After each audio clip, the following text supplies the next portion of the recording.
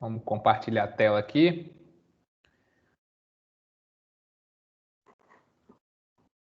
Abrir o nosso quadro.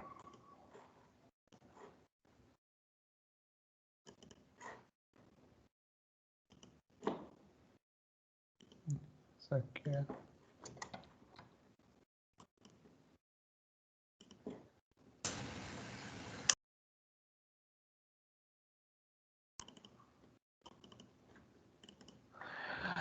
Bom, pessoal, só para a gente relembrar um pouquinho a aula passada, né, que foi há 2 semanas atrás, já que a gente entrou aí nessa semana passada, onde os feriados foram adiantados, a última aula a gente fez ali uma revisão de cálculo de reação de apoio e, ao mesmo tempo, a gente aprendeu ali a usar o software do F2, que vai servir ali para o nosso trabalho avaliativo, que já está lá colocado no portal do aula para vocês e aqui na plataforma do Teams. Todo mundo conseguiu ver o trabalho? Todo mundo teve acesso a ele?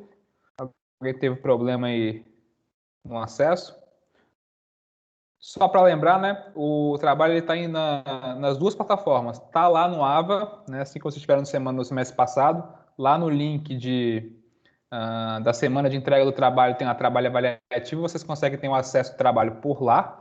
E eu também coloquei aqui no Teams, fica mais fácil de a gente encontrar, né? Então, se vocês forem aqui na pasta de arquivo de vocês, vai ter uma pasta com o trabalho avaliativo e aqui dentro tem nosso trabalho desse semestre. Aí abrir aqui. Então é o trabalho de 3 a 5 pessoas, certo? Grupo de 3 a 5, valor de 4,5.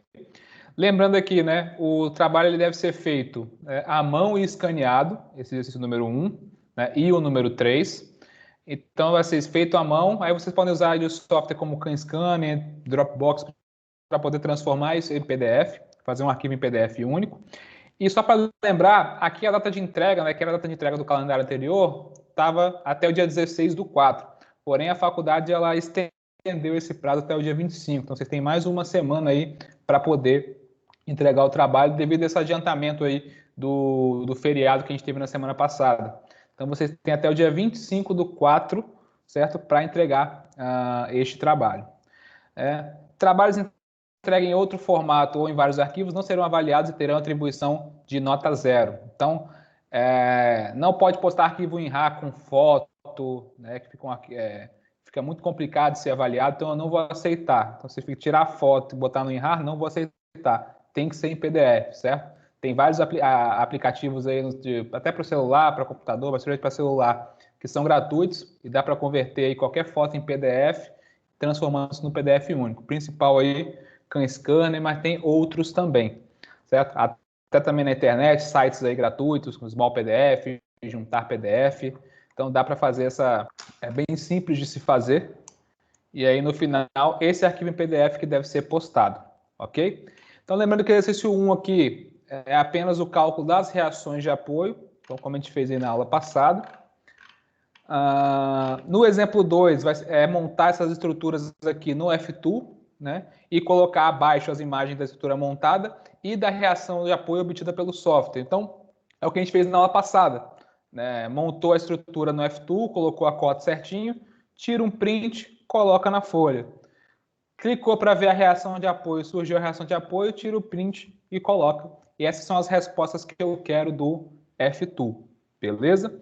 E a questão 3, que está aqui como 2, mas acabou que a numeração não passou para 3, mas é a questão 3 aqui, é encontrar os esforços internos nos pontos indicados. Então, aqui no A é o ponto C, na letra B é o ponto D, que é o que a gente vai começar a ver na aula de hoje, certo? Por isso que esse trabalho também ele foi aí atrasado a entrega, para vocês terem mais tempo aí de conseguir realizar esses exercícios.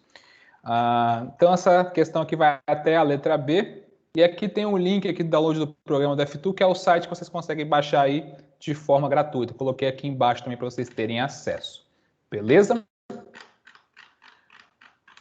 Se tiverem alguma dúvida em relação ao trabalho, né, no final da aula vocês podem também perguntar.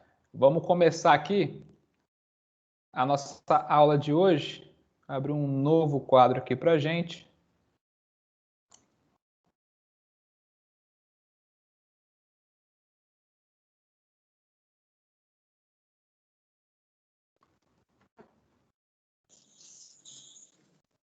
A gente vai entrar hoje na unidade 2.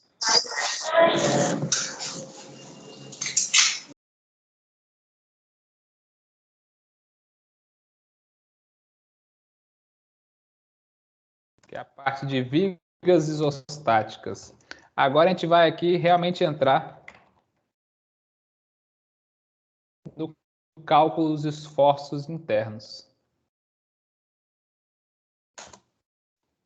Para a gente entender isso, a primeira coisa que a gente vai fazer é fazer uma análise de introdução.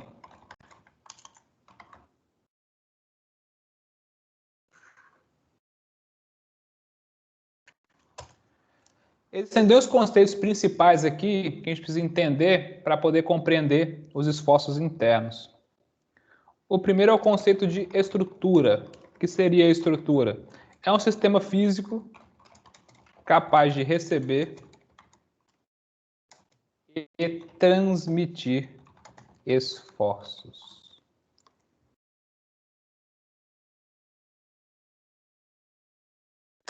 E o outro conceito que a gente precisa saber é o conceito de resistência.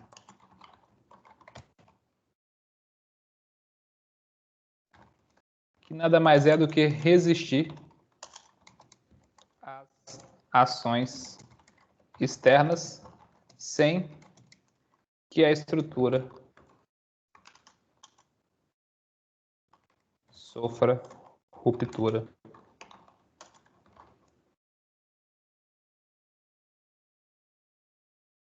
A resistência nada mais é que a base do dimensionamento.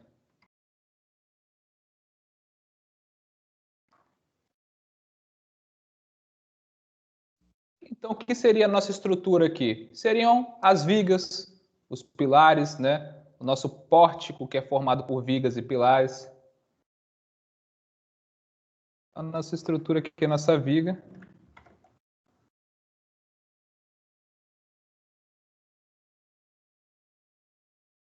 É um elemento capaz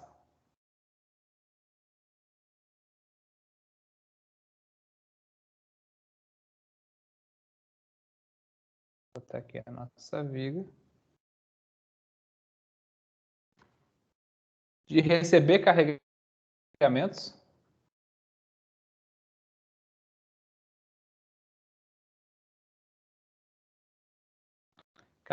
esses que podem ser distribuídos, concentrados,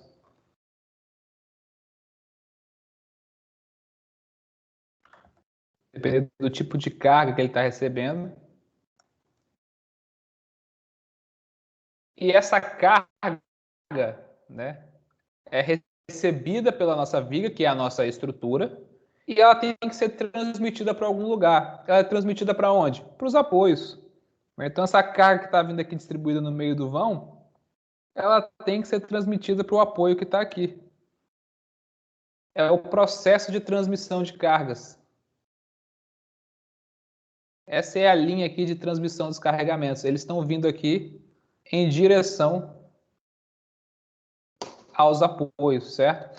Então, essa viga, que é a nossa estrutura, é esse sistema físico capaz de receber carregamentos, que aqui pode ser uma parede, né, pode ser qualquer outra coisa, e é transmitido para os pilares. Para a gente entender isso melhor, vamos ver se a gente pega uma fotinho aqui. Vou, inclusive, colocar aqui do outro lado.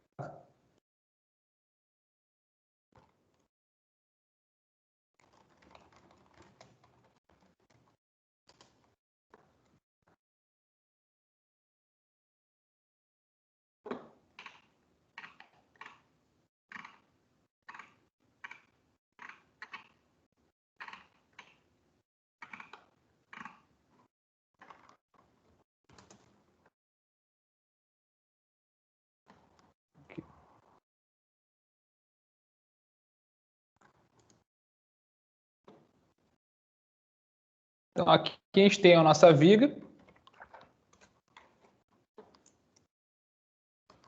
né, que é representada pela nossa linha aqui. Então, a gente pode fazer uma linha representando essa viga. Aonde os apoios são os nossos pilares. Então, a gente tem um pilar aqui servindo de apoio. e temos o outro pilar aqui servindo de apoio também.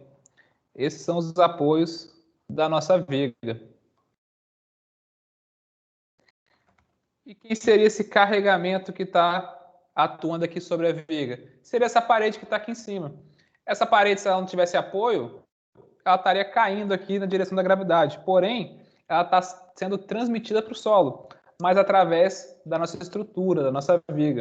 Então, esse carregamento que está aqui, ele sai desse ponto, a viga tem esse trabalho de pegar esse carregamento e transmitir para o pilar. E o pilar tem a função de transmitir esse carregamento para a fundação, certo?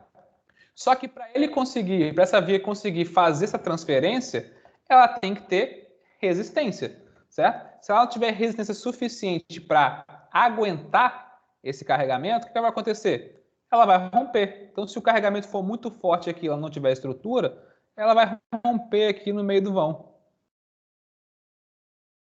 Ela pode sofrer sua ruptura. Então, esse é o princípio do dimensionamento, né? Calcular estruturas que tenham resistência suficiente para poder resistir a esses carregamentos que estão aqui em cima. A reação de apoio nada mais é que a ação, né, transmitida para o pilar para que essa viga tenha equilíbrio.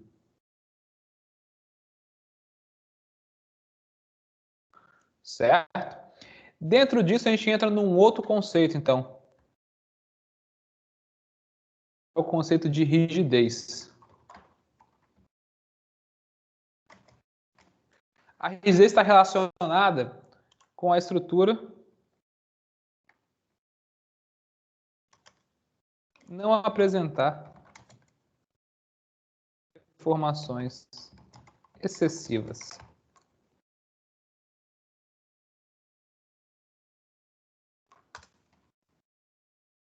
A rigidez é um conceito diferente da resistência.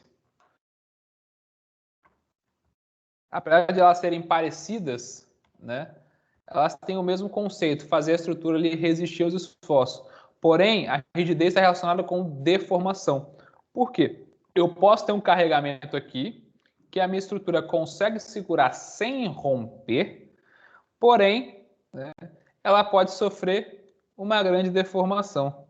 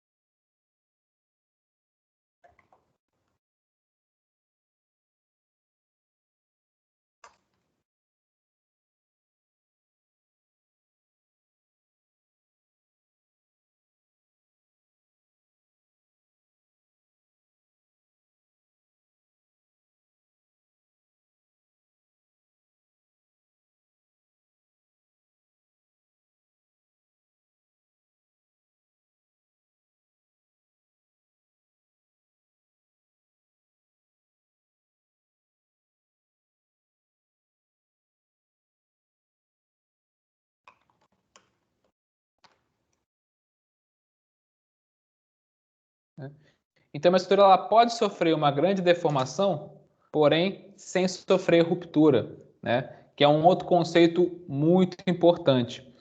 Porque eu posso ter casos de dimensionamento, que vocês vão ver aí mais para frente, quando vocês entrarem em concreto armado, onde eu posso ter estruturas que não vão romper, porém elas têm uma grande deformação. E isso geralmente assusta a gente, porque se eu entro num local que tem uma viga que está com vamos dizer, uma barriga muito grande, o que a gente chama de flecha, né? O deslocamento no meio do vão está muito grande, a gente fica com medo de entrar naquele local. Eu não vou entrar no local onde a viga está com uma barriga muito grande, parece que ela está caindo. Certo? Mesmo a gente sabendo que, por dimensionamento, isso não pode acontecer, isso não vai acontecer, mas a gente fica com medo e acaba não entrando. Esse, inclusive, é um dos princípios de dimensionamento de viga de concreto armado. Além dela passar na ruptura, né? Ela não pode romper, ou seja, passar na resistência, ela tem que ter rigidez suficiente para não ter uma grande deformação. E como que eu faço geralmente para aumentar a rigidez de vigas, né, que tem esse tipo aqui de comportamento, tipo de deformação? É como se fosse um papel. Se eu pegar um papel aqui e colocar ele de lado, né, e apoiar apenas nas beiradas, se eu aplicar um carregamento, é muito fácil dele deformar.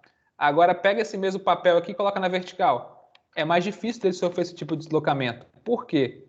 Na horizontal, eu tenho uma altura muito pequenininha. Na vertical, a minha altura em relação ao carregamento já é maior. É o que a gente chama de inércia da seção. Então, quanto maior for essa altura aqui, a altura H da nossa estrutura, né, mais rigidez, né, mais inércia essa viga vai ter. Beleza? Mas isso aqui é um conceito que vocês vão ver mais lá para frente, quando vocês estiverem na disciplina de resistência dos materiais. Mas é bom a gente já entender qual que é a diferença de resistência e rigidez. Beleza? Outro conceito importante é o conceito de estruturas em barras, que é o que a gente chama também de reticuladas.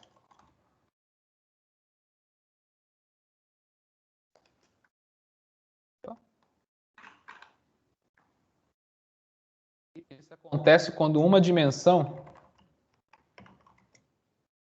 é preponderante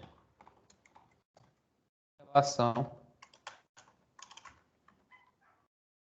às demais.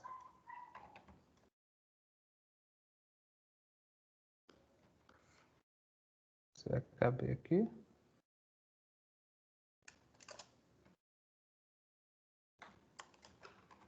As demais dimensões. Quando uma dimensão ela é muito maior do que as outras dimensões, né? Quando a gente trabalha nas três dimensões, a gente pode transformar essa estrutura numa estrutura que a gente fala de estrutura em barra, que é uma estrutura reticulada, que é exatamente o conceito aqui da nossa viga, né? Percebam que a viga a gente sempre trabalha com uma barrinha, né? E com apoio em relação a essa barrinha. Por quê? O vão da viga ela é sempre um valor muito maior do que as suas dimensões de seção transversal. Então, quando a gente faz uma viguinha dessa, vou inclusive pegar aqui para. Opa!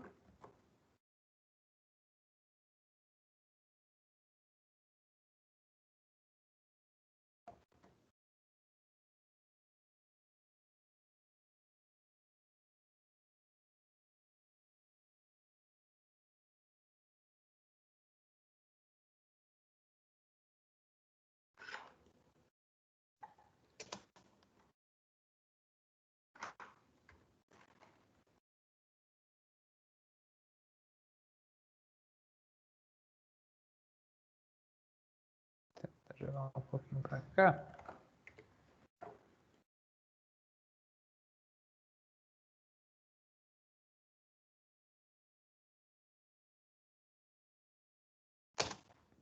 Bom, geralmente a viga, ela vai ter. Opa, acabou que não apareceu. Vou botar do lado de cá mesmo.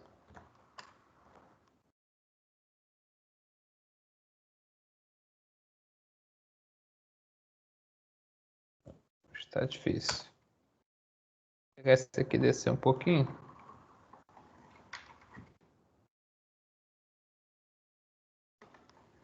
Ah, já sei.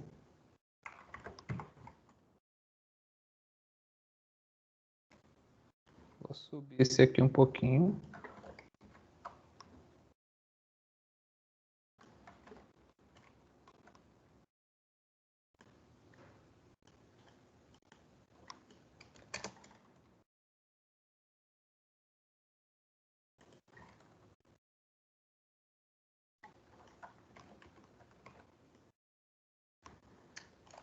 Agora vai caber.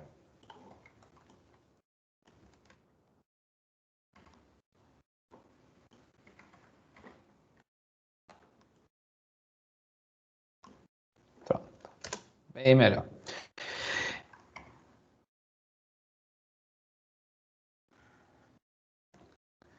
Então percebam que na viga, né, o vão da viga ela é muito maior quando comparada às dimensões de seção transversal B e H. Então, quando eu tenho uma dimensão muito maior do que as outras duas, eu posso reduzir essa estrutura para uma estrutura linear. Então, ó, a dimensão L é preponderante quando comparada às dimensões B e H. Então, como é que fica aqui a análise dessa estrutura reticulada? Como o B e H é pequenininho, eu posso transformar isso aqui, fazer uma análise de barra. Então, fica algo parecido com isso aqui.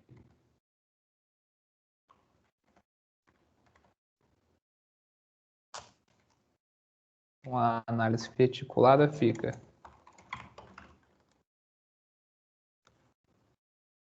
a nossa boa e velha viga biapoiada.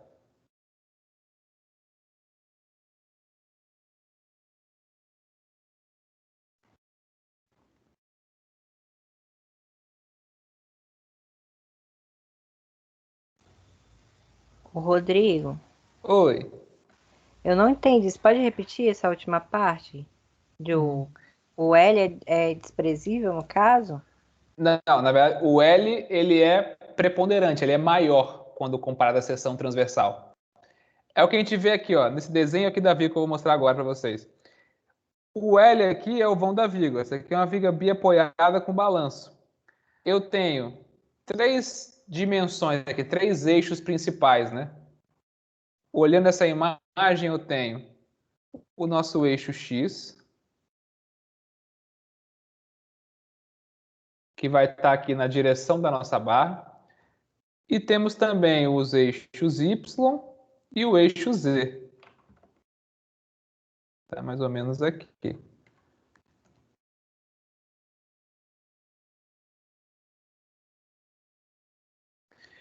O eixo X é o vão da viga que está aqui. Ó. Essa aqui é uma viga biapoiada. E quem são as dimensões B e H? É a seção transversal da viga. Ó, aqui na direção do eixo Z, a gente tem aqui a seção transversal B. E na direção do Y, a gente tem H.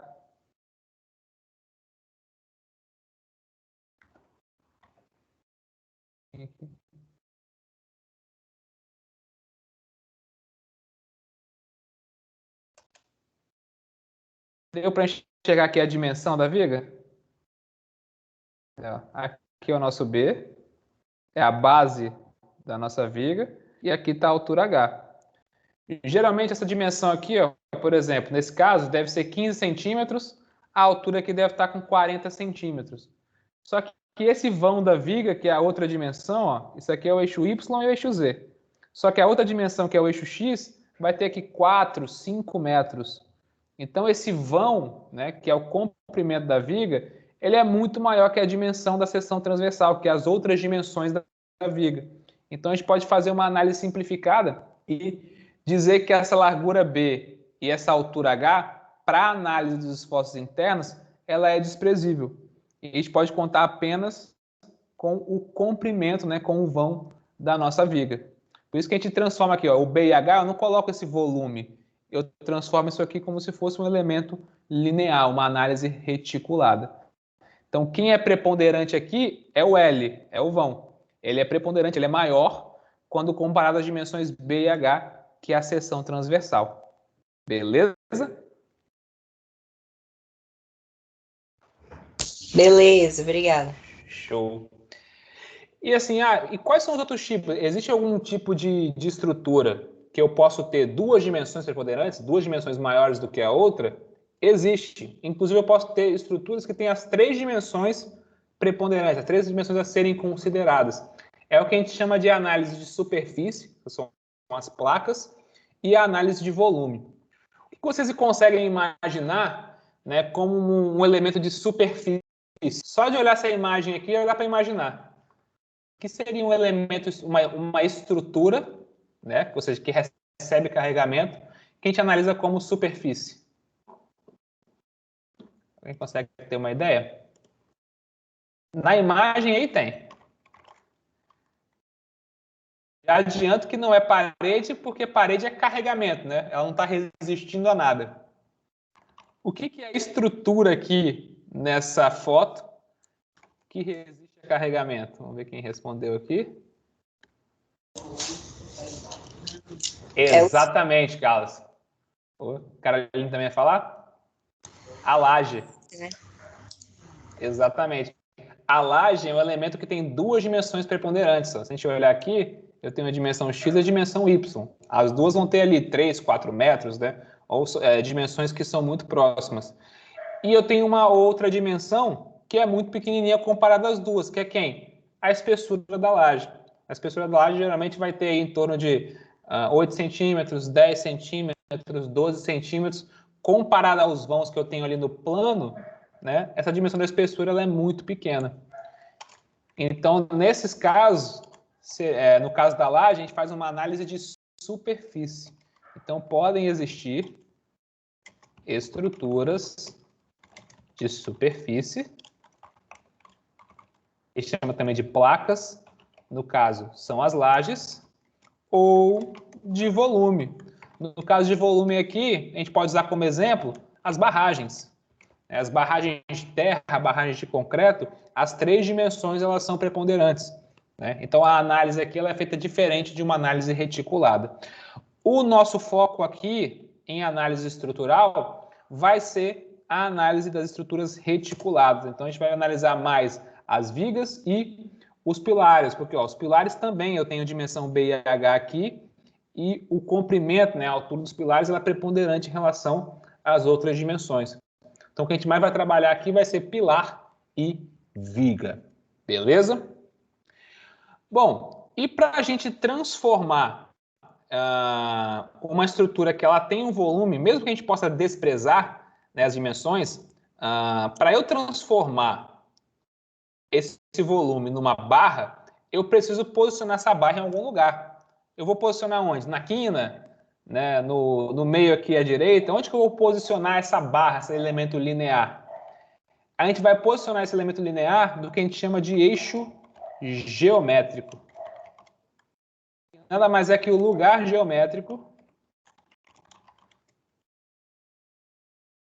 dos centroides das seções transversais da barra.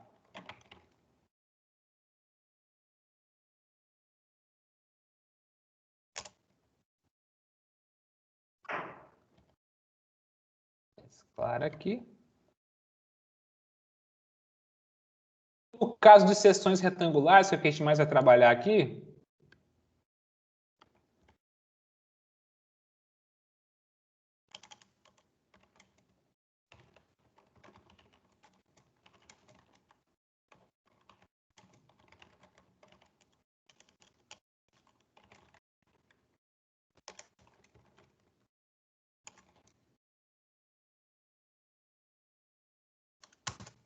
onde que fica o centroide da seção retangular?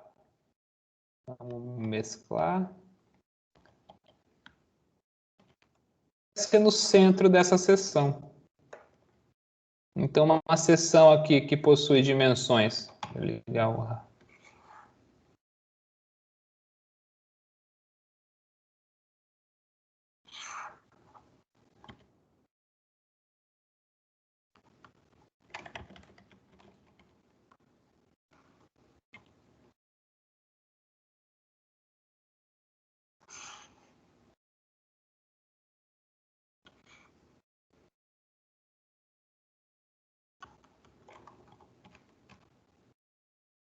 Tem a dimensão aqui, o eixo X e o eixo Y.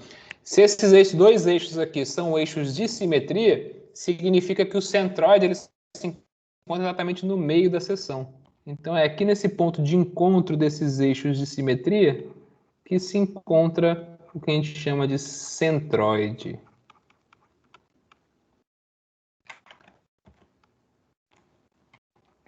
Então, nesse caso aqui, se eu tenho uma seção B e H,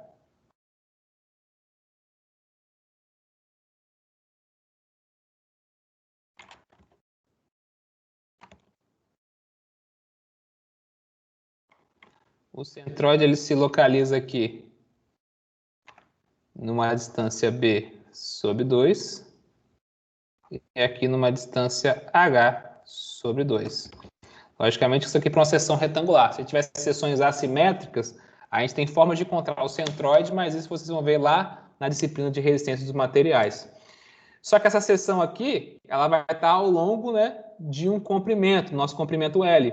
Então, o eixo geométrico vai ser a linha que une esses centroides. Se eu não tenho variação de seção, vai ser essa linha reta aqui que liga todos os centros geométricos da nossa seção transversal ao longo de toda a viga. Então, é neste ponto que a gente vai posicionar as nossas barras. Então, por exemplo, para transformar essa estrutura aqui numa estrutura reticulada, né, se eu quiser, por exemplo, transformar as vigas e os pilares num elemento reticulado, linear, eu vou posicionar essa linha aqui no centro da viga, como eu já posicionei, e, por exemplo, se eu fosse fazer isso no pilar, eu teria que colocar no centro do pilar também.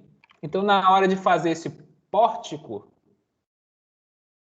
né, formado pelos pilares e pela viga, né, a minha altura, por exemplo, do chão até a minha viga seria do chão até o eixo geométrico, até o centro dessa viga. E os pilares aqui eu teria as barras posicionadas no eixo geométrico deles também, certo? Então, toda vez que eu transformo a minha estrutura, que tem um volume, numa análise reticulada, numa estrutura em barra, eu sempre posiciono essa barra no centroide da seção. É isso que todos os softwares eles realizam na hora de calcular as estruturas. Por quê? Quando a gente vai, por exemplo, calcular uma estrutura em qualquer software de cálculo, a gente lança a estrutura em volume, até porque a gente tem que fazer a compatibilização com uma arquitetura. Mas na hora dele calcular, o que for viga, o que for pilar, ele vai transformar isso numa barra.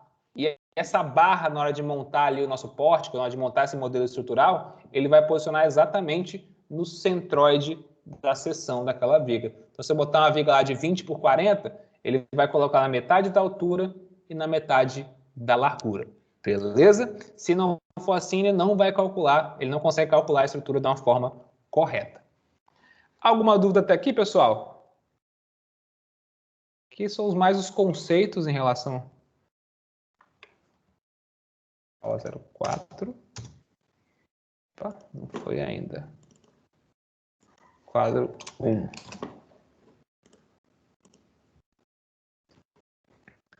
Bom, uma observação aqui. Deixa eu salvar como logo no quadro 2.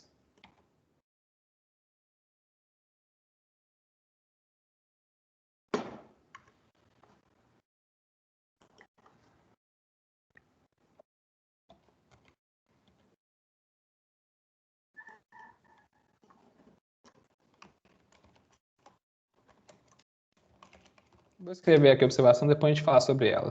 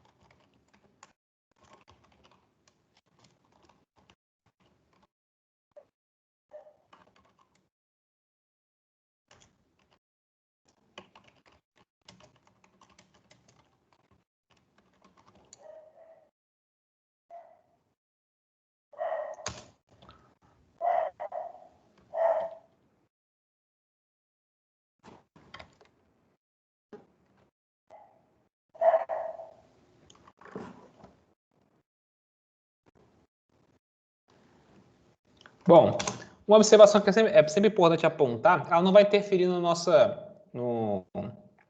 teoria, mas ela é a base para que tudo que a gente for ver aqui seja verdadeiro, certo? Que observação é essa? Para a teoria que vamos analisar agora ser válida, a barra ela deve se deformar de modo que as seções transversais permaneçam planas após as deformações. Isso é a base da teoria aqui da análise estrutural. Caso isso aqui não seja válido, né, se a gente tem um material aí que não consegue respeitar essa base, toda a teoria que a gente tem aqui para frente, ela não vai ser válida. O que isso significa? Né? Quando eu tenho uma estrutura aqui, né, uma viga, como a gente viu ali anteriormente, eu tenho várias seções transversais, né? É o que a gente viu aqui. Eu tenho tensão transversal onde eu tenho o centroide e o eixo geométrico é a linha que liga todos esses centroides. Então, cada linha dessa aqui azul representa uma seção transversal, certo?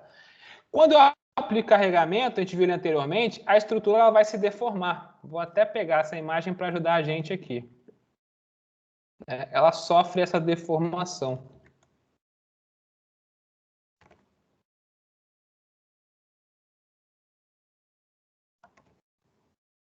Então, após o carregamento, ela vai ter mais ou menos esse tipo aqui de comportamento.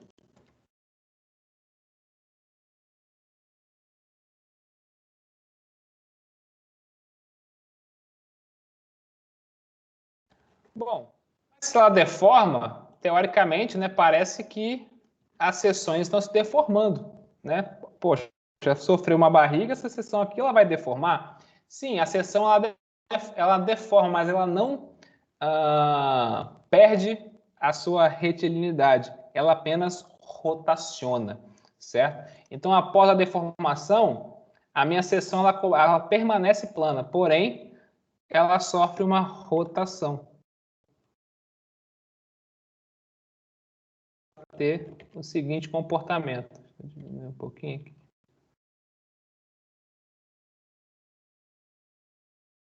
Aquelas seções iniciais que estavam completamente na vertical, elas agora sofrem uma rotação. E essa rotação ela é calculada, né? Mais para frente, quando vocês entrarem na disciplina de análise 2, vocês vão aprender a calcular essas rotações que estão aqui dentro. Não só as rotações, né, como também esses deslocamentos. Então, percebam, ó, após a deformação aqui, ó, por exemplo, o elemento do meio que sofreu maior deslocamento, a rotação dele foi 0.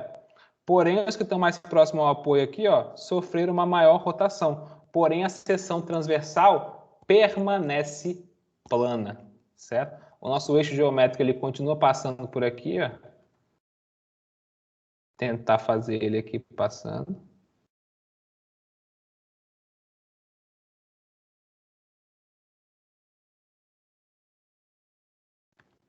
Consegui.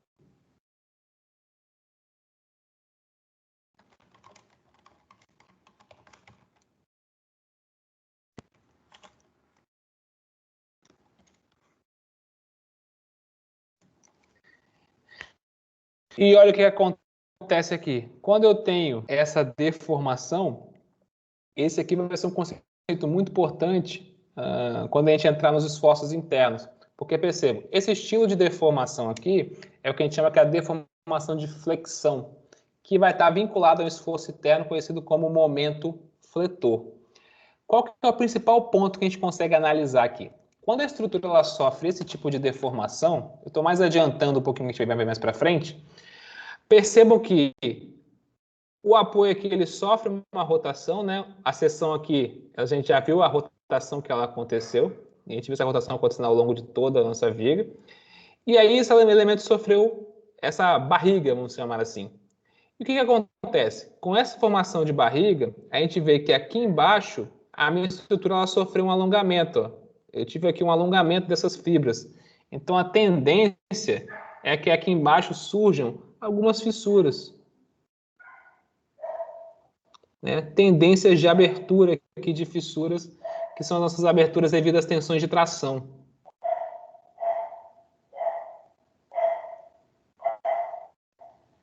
Já aqui em cima é o contrário, né? A gente percebe que aqui em cima, ó, aqui rotacionou para um lado, aqui rotacionou para o outro, então houve um esmagamento aqui em cima dessa seção. Então eu estou tendo variação ao longo da altura, onde aqui eu tenho uma compressão aqui em cima.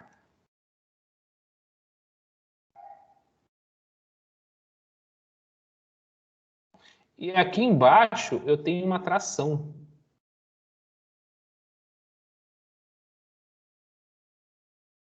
Ou seja, isso é que a minha viga está sofrendo internamente para conseguir transmitir os carregamentos que estão aqui no meio dela para os nossos apoios. Ela está deformando para conseguir pegar essa carga que está no meio e jogar para cá.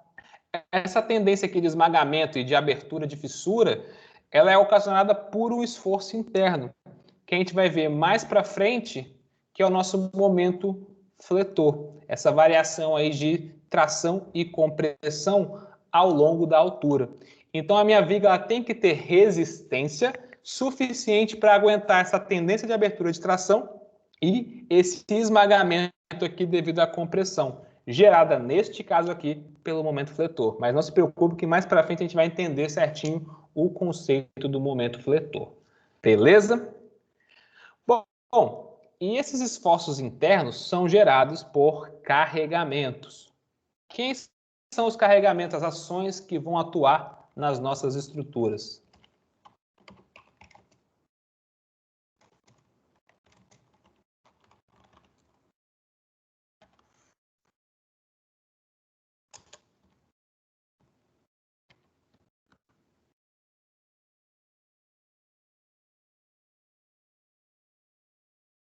Bom, existem duas classificações de ações.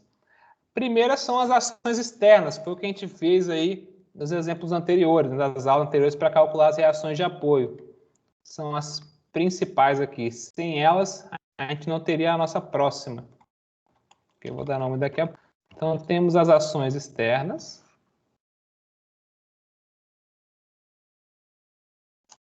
E nós temos também as ações internas, que são os nossos esforços internos.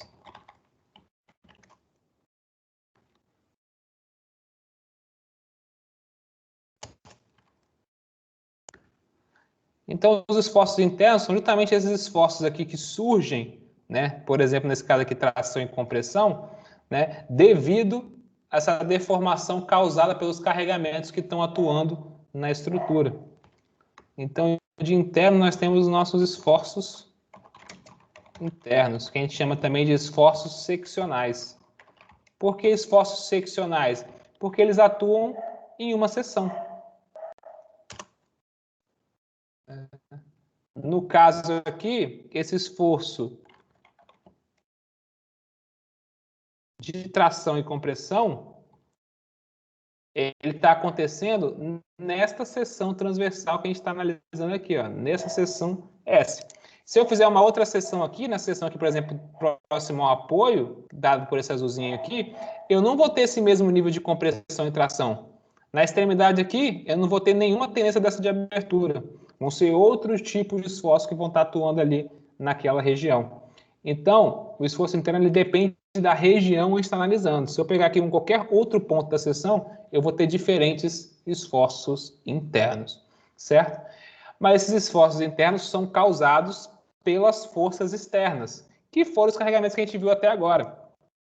E essas forças externas, elas podem ser classificadas de duas formas.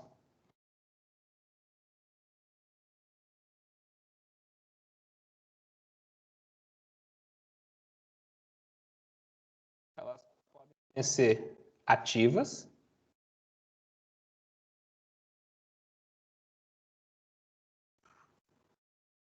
ou reativas.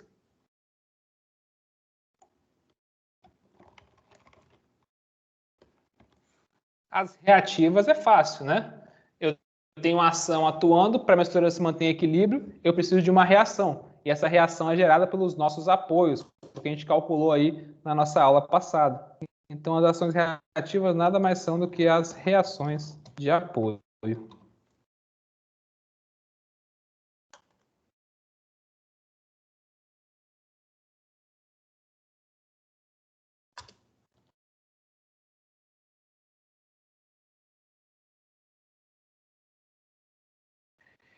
E quem são as ações ativas?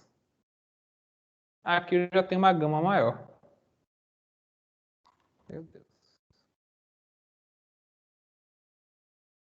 Eu posso ter ações ativas de caráter permanentes.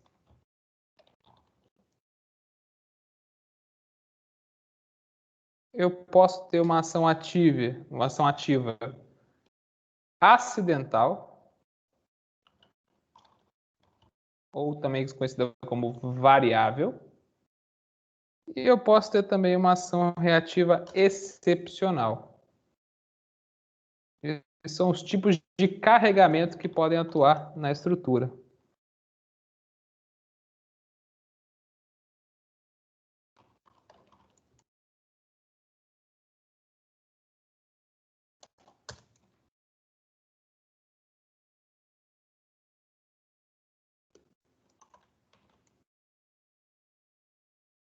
Quem são as ações permanentes? São ações, primeiro, que não variam com o tempo. Certo? Ou seja, elas vão ter o seu carregamento, né, constante ao longo de toda a vida útil da sessão. Então, Eduardo, na verdade, o cisalhamento ele é uma tensão, certo? Vocês vão estudar tensão mais para frente quando for ciências materiais. Esses esforços aqui, deixa eu voltar. Eita. Deixa aqui por enquanto. Esses esforços de tração e compressão são esforços de tensão normal, ou seja, devido ao esforço de momento fletor, surgiu ao longo da sessão aqui esforços normais de tração e compressão. Dependendo do esforço interno, eu posso ter um outro tipo de tensão, que é o que a gente chama de tensão de cisalhamento. Geralmente isso vai acontecer nas regiões mais próximas aos apoios. Por quê? No apoio, vamos lembrar, é onde eu tenho a reação de apoio, que é uma carga concentrada. E aonde eu tenho carga concentrada, é só a gente lembrar da viga. Pega uma viga, aplica uma carga concentrada, eu tenho a tendência de rasgar essa viga, certo? Então, quando eu tenho uma força que a gente chama de força de corte, esse corte está gerando um cisalhamento. Cisalhamento nada mais é que deslizamento entre planos. Então, aqui, enquanto eu tenho planos rotacionando, né, se afastando aqui embaixo e se encontrando aqui em cima, no caso do cisalhamento, seria movimentos verticais aqui entre dois planos. Isso vai acontecer onde eu tenho proximidade com cargas pontuais. Então, nessa mesma viga aqui, que eu tenho essas tensões normais atuantes no meio do vão aqui, na região dos apoios, eu vou ter o apoio tendendo a cortar a minha viga. Então, eu vou ter tensões de cisalhamento máximas acontecendo aqui nessas regiões do apoio. Então, numa viga, eu vou ter pontos onde eu tenho cisalhamento como principal e outros pontos onde eu tenho esforços de tensões normais como sendo a base de dimensionamento. Isso vocês vão ver melhor na disciplina de resistências materiais, que aí é lá que vocês vão ver qual que é a resistência que aquele material vai ter de acordo com as solicitações que a gente está aprendendo aqui em análise 1. Então, em análise 1, a gente aprende a levantar os esforços. Eu tenho um carregamento, esse carregamento está gerando uma intensidade de tanto na minha viga.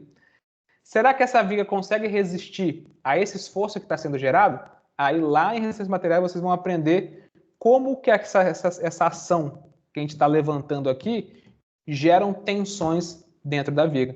E essas são as duas tensões principais. Cisalhamento, que é deslizamento entre planos, e tração e compressão, né? Que seriam as tensões normais, encostando planos e afastando planos. Beleza? Deu para tirar a dúvida? Olha, professor, tranquilo, cara. Show de bola. Show, valeu. Bom, quem são as cargas permanentes aqui, então? São as cargas que não variam com o tempo. Deixa eu reescrever aqui de novo.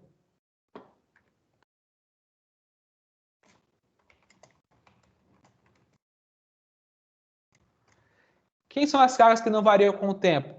Peso próprio de estrutura é o principal.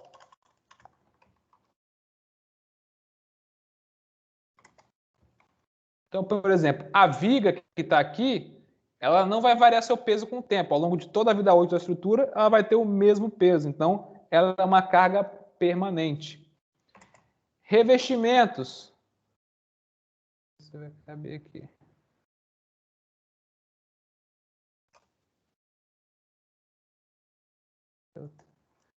Então, revestimento cerâmico, um piso, né? Um contrapiso, também é uma carga permanente, ela não vai variar com o tempo na estrutura. E assim por diante. Paredes, vou botar aqui também, e etc. Tudo que não variar com o tempo, a gente classifica na estrutura como uma carga permanente. O que seria uma carga acidental? Cargas que variam com o tempo. As principais são as sobrecargas de uso e ocupação. Então, por exemplo, quando a gente tem na nossa casa, o que seria uma sobrecarga? Os móveis, pessoas, são cargas que podem estar atuando e ao mesmo tempo não podem estar. Outro exemplo, vento, entre outros. Mas esses dois são os principais.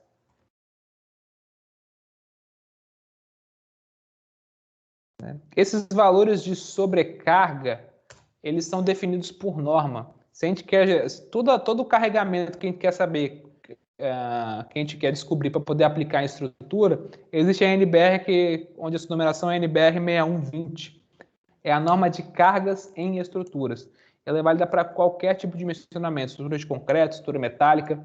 Então, quer saber que carga que eu vou utilizar numa estrutura, seja uma casa, seja um comércio, seja uma biblioteca, ou também qualquer peso específico de qualquer material, né, seja um piso, granito, argamassa, entre outras coisas, alvenaria. Na NBR 6120 é onde a gente encontra esses carregamentos, certo? Então, acidentais são essas cargas que vão variar com o tempo. E as excepcionais são cargas que geralmente não entram no nosso dimensionamento, só para casos muito especiais. Seriam, por exemplo, explosão, incêndio, entre outros.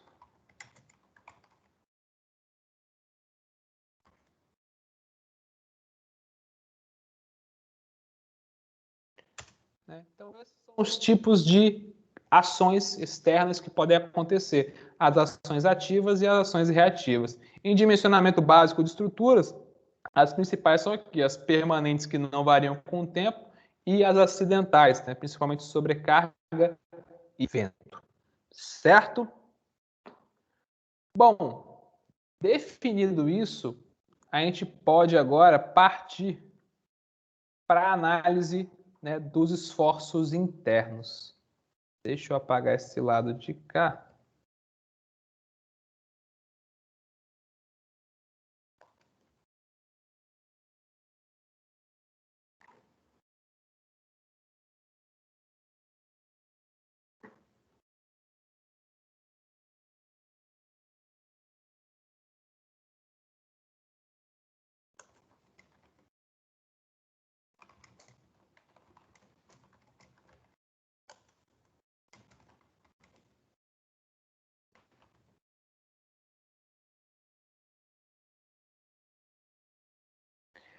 Bom, para a gente determinar, né, qual é a intensidade de esforço interno que está atuando numa seção, a gente aplica um método chamado de método das seções, que nada mais é que um corte da estrutura em uma determinada seção. Transversal.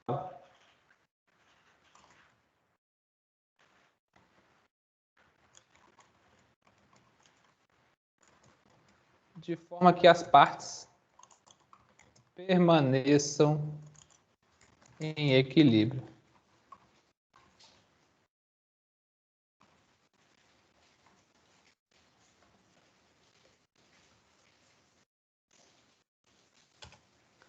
Bom, para a gente exemplificar isso, vamos pegar uma estrutura aqui completa.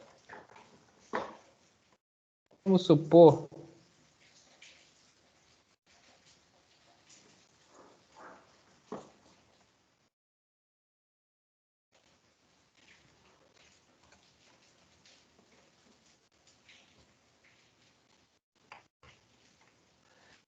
que eu tenho aqui vamos supor que isso aqui seja uma viga, que tem um apoio de um lado de cá e um apoio do outro lado.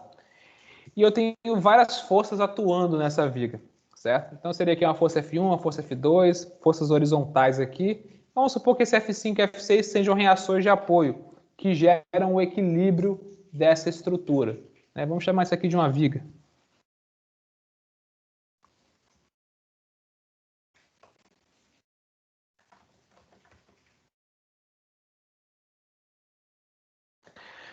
O que acontece? Se essa estrutura está em equilíbrio, provavelmente ela vai sofrer um tipo de deformação, certo? Se eu faço um corte nessa seção e separo isso aqui em 2 blocos, o que a gente vai encontrar aqui?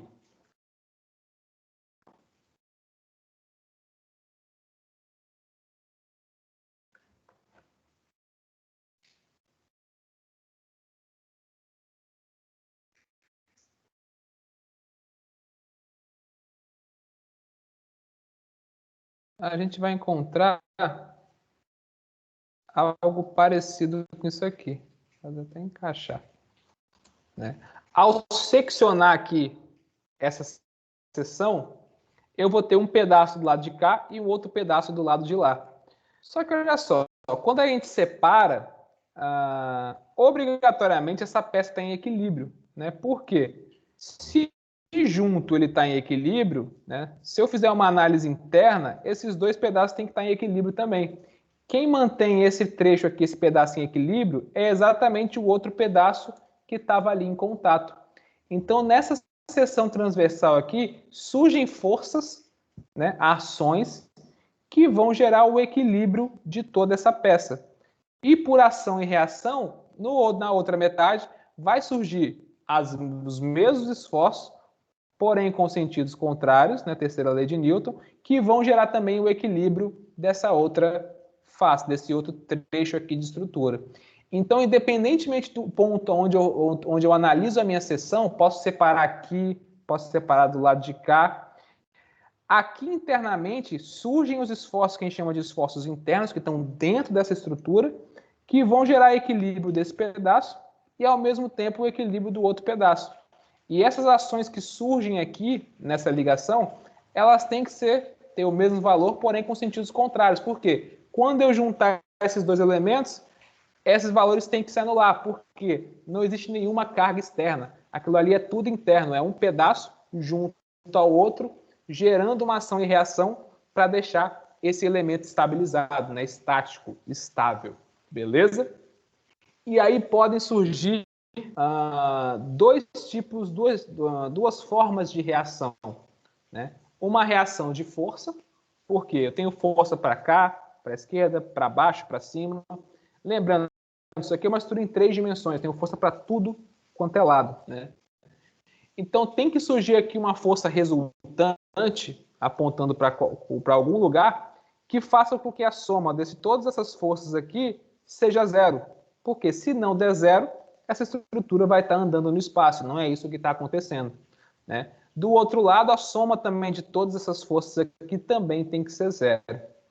Ao mesmo tempo que, se eu corto essa seção, né, eu vou ter aqui forças que vão liberar uma rotação.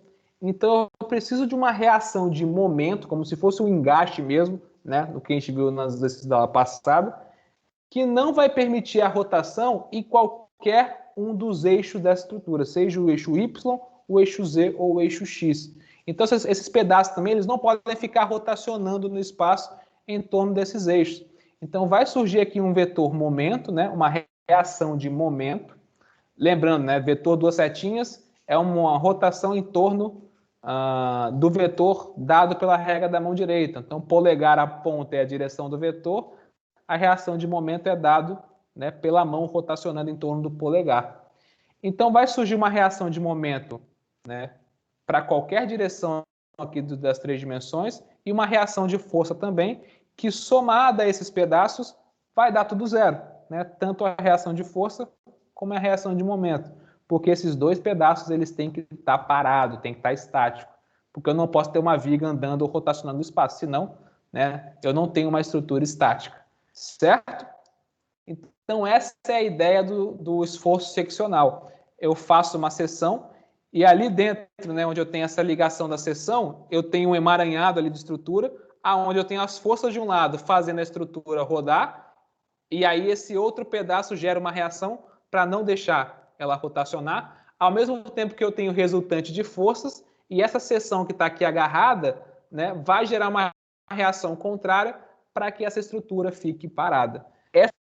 Essas reações aí nessa seção é o que a gente chama de esforço interno ou esforço seccional. São essas reações aqui, essa reação de momento e essa reação de força que a gente vai calcular. E é ela que vai dar base para o dimensionamento dessas seções. Beleza? Deu para entender a ideia geral aqui, pessoal?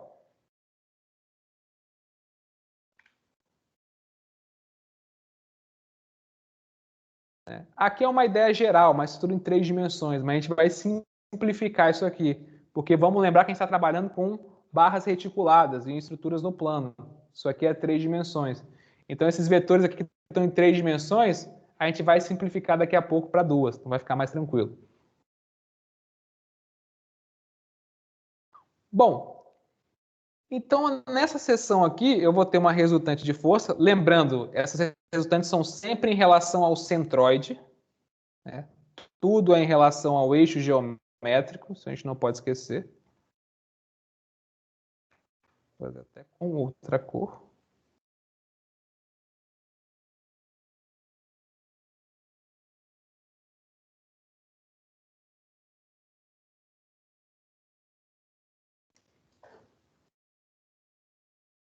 Salvar o quadro 3 aqui.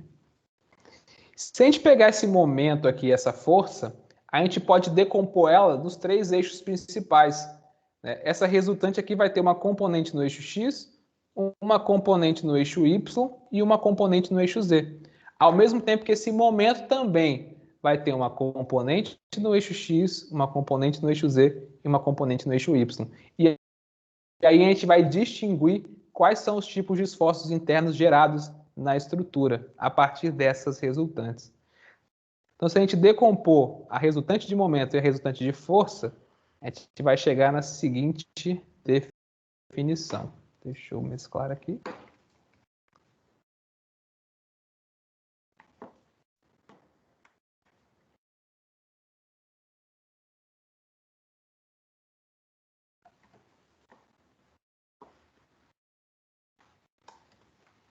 Então, ó, decompondo essa força R e essa força, esse momento M, nos eixos cartesianos, x, z e y, a gente vai encontrar as seguintes componentes. São 3 componentes de força, uma normal à seção transversal S e as outras 2 aqui paralelas à seção. Aqui já dá para ter uma ideia. Ó. Se eu tenho aqui uma componente de força que é normal ao plano, significa que eu estou afastando as seções transversais, né? Eu estou puxando seções. Então, eu tenho ali tensões de tração ou compressão. Mas ainda isso aqui não é aquela análise que a gente fez da variação de tração e compressão ao longo da altura, né? Eu tenho ali planos sendo puxados de maneira uniforme ao longo da altura. Isso aqui é o que a gente chama de esforço normal. As componentes VY e VZ são componentes que estão paralelas ao plano, então estão gerando cisalhamento. Então, essas 2 aqui são forças que geram cisalhamento, tensões de cisalhamento no plano.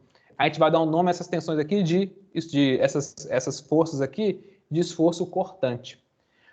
O momento também vai gerar aqui algumas coisas, são 3 componentes. Nós temos a componente MY e MZ, que aí elas vão obedecer à regra da mão direita. Então, pensa aqui, ó, eu tenho a minha seção. Se eu aponto meu polegar para o lado de lá, significa que eu tenho uma rotação em torno desse eixo. Então, a rotação vai estar mais ou menos dessa forma aqui. Deixa eu botar uma cor azul. Certo? Ou seja, como se eu estivesse puxando aqui a parte superior da minha seção, né? E comprimindo aqui a parte inferior dela. E aí, percebam, eu tenho aqui uma tração na parte superior e uma compressão na parte inferior. Lembra um pouquinho o que a gente viu ali anteriormente. Deixa eu salvar aqui e abrir o nosso quadro anterior. Eu tenho variação de tração e variação de compressão. Então, aquele esforço interno de momento que representa essa variação aqui de tração e compressão. É aquele MZ que a gente estava olhando ali anteriormente, que representa essa variação de tensão normal, certo? Ao mesmo tempo que eu tenho, né, esse MZ, que gera essa rotação aqui em relação a esse eixo, eu tenho também um MY, né, que vai estar gerando uma rotação nesse sentido. Né, para cima, não, para o lado de cá mesmo. Ou seja, ele vai, na verdade, aqui tracionar o lado de cá e comprimir o lado de lá. Seria um momento, só que ao invés de ser ao longo da altura, seria aqui, né, na horizontal. Então, eu posso ter esse momento também aí, gerando essa rotação no nosso plano. E a outra componente de momento é quem?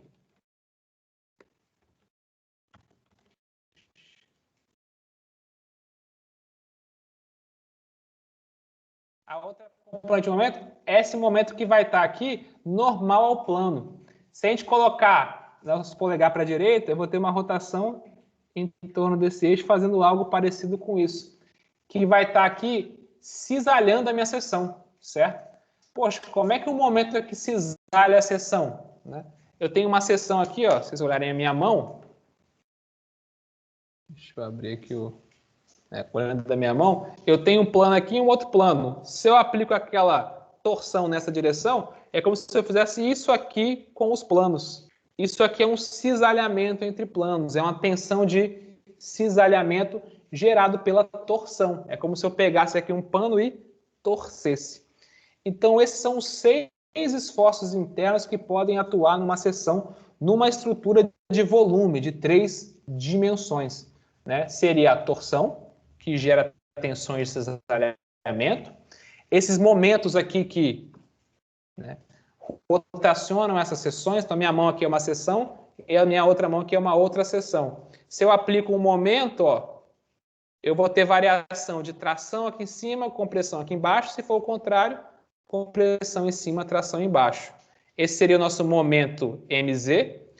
Ao mesmo tempo que eu posso ter minha viga aqui gerando esse sentido de momento.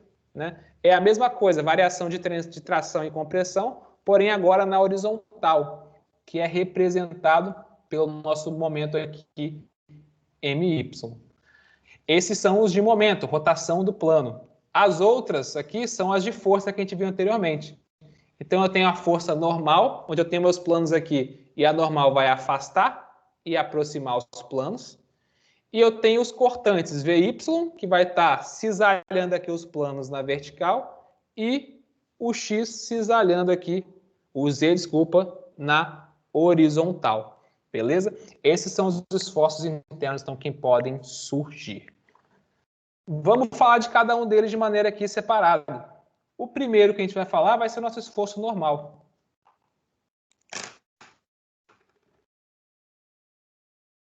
Deixa eu colocar ele aqui.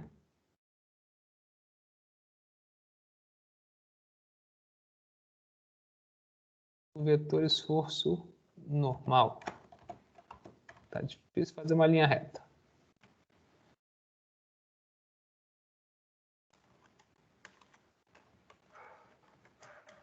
A normal atua perpendicularmente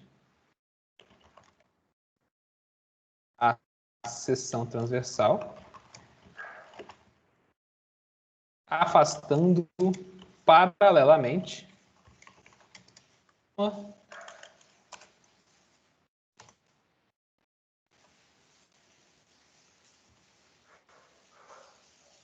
Professor, dá um tempinho pra gente copiar essa parte aí. Dou sim, sem problema. Só terminar aqui a do esforço normal e eu dou um tempinho.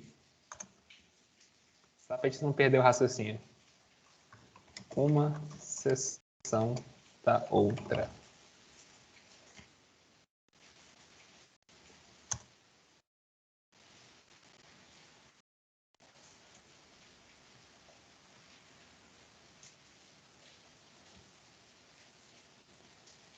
Então, aqui é como se eu tivesse 2 planos consecutivos.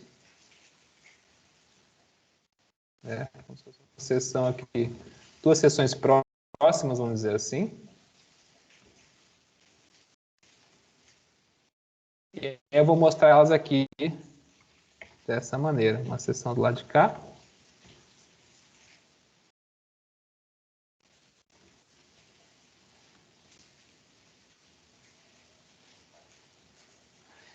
E aí, ao aplicar o esforço normal,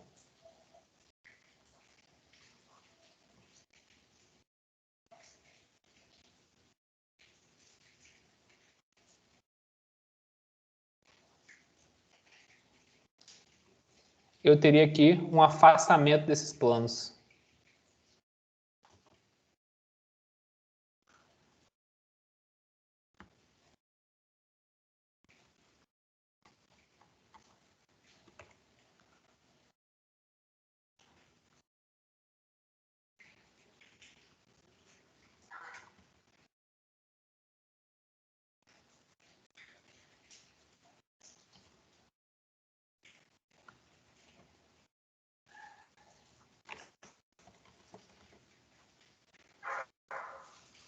Aqui um ΔX. E aqui outro ΔX. E esses planos aqui se afastam paralelamente, certo? Aqui eu tenho os sentidos. Quando eu tenho aqui um esforço normal que faz esses planos aqui se afastarem, a gente fala que isso aqui é uma tração. E essa tração aqui, por convenção, ela possui o sinal positivo.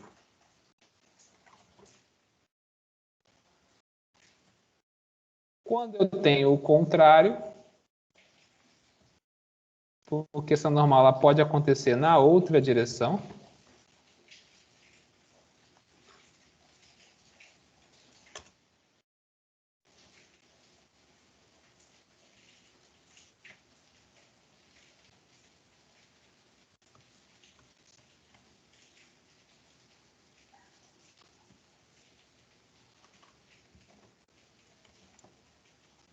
Afastar um pouquinho para ficar mais fácil da gente enxergar.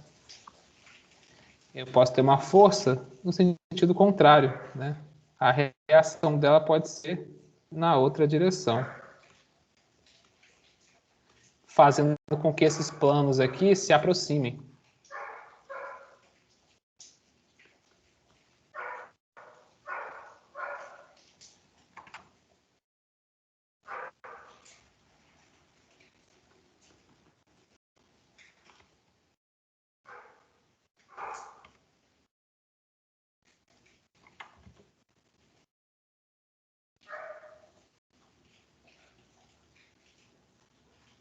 Quando isso acontece,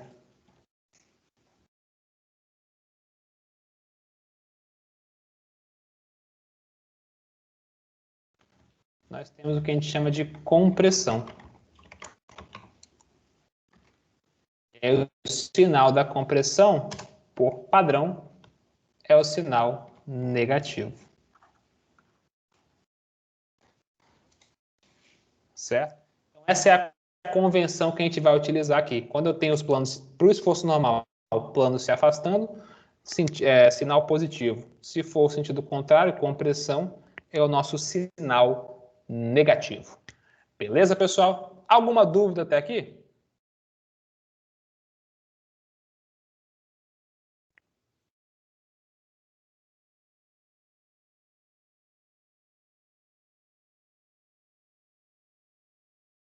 Vamos continuar.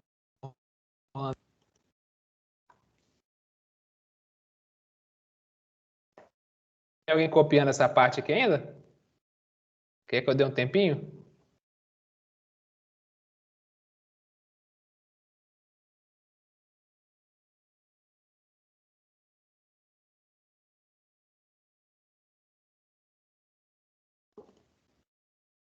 Beleza. Vou dar então uns 3 minutinhos aqui. É bom que a gente dá uma respirada.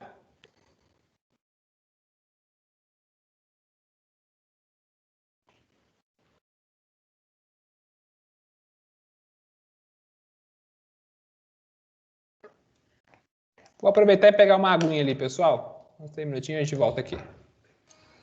Ô, professor, saiu do quadro. Oi. Aí, ó. Opa, voltei. Deixa eu pegar uma água lá que minha boca já secou aqui.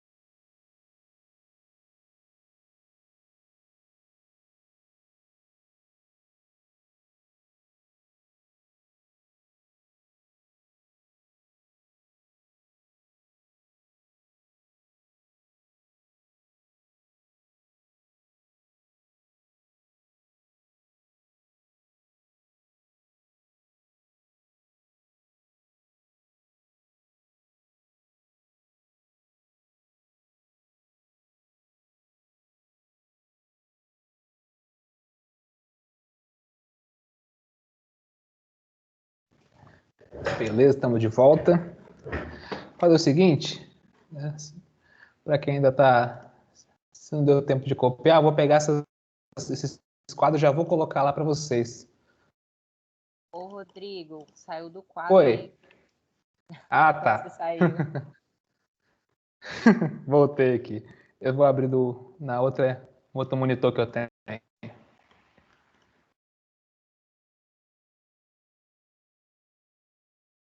É.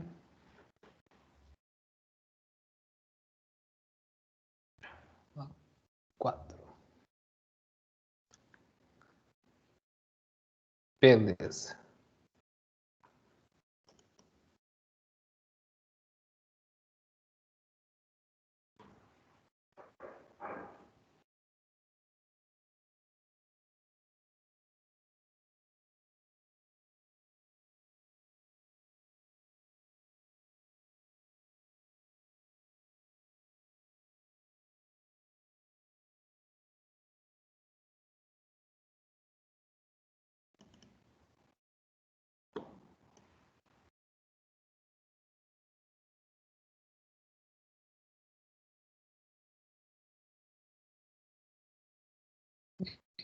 Agora que eu vi que tem uma falha aqui no quadro 2, deixa eu só acertar. Ainda bem que eu não apaguei esse quadro ainda. Isso aqui é para fazer parte do quadro 2 e acabou não atualizando lá. Deixa eu só fazer abrir aqui rapidinho. Pessoal. Vou jogar aqui.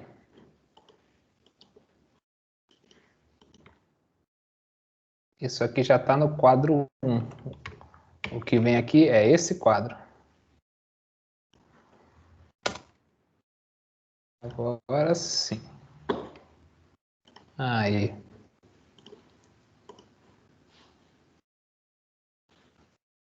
Deixa eu apagar esse quadro aqui.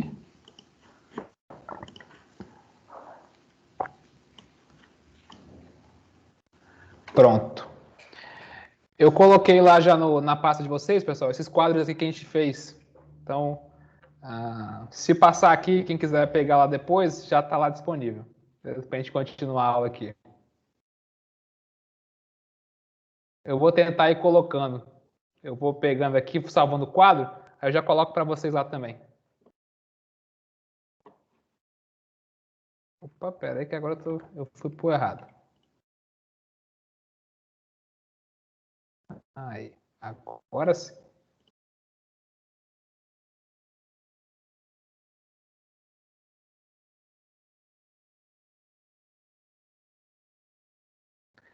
Bom, Os outros esforços internos que a gente vai ter aqui é o VY e o VZ, né? Que os dois vão ter o mesmo conceito, né? Vai ser ali um deslizamento entre planos. Então, esse VY e esse VZ, a gente dá o nome para eles de esforço cortante. Esse esforço cortante, ele tende a provocar um deslizamento, né? Também conhecido como cisalhamento, entre duas seções.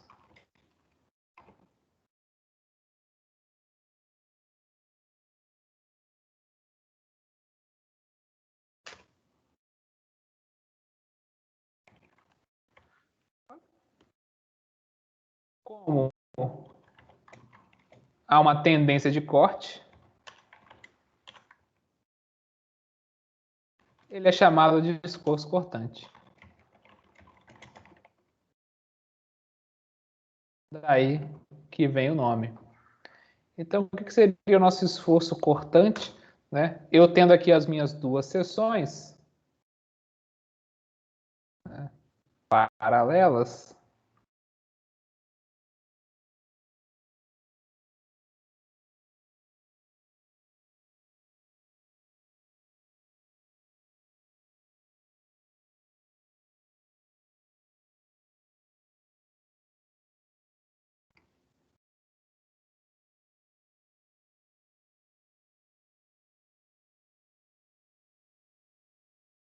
elas são forças que vão estar atuando paralelamente a essas seções.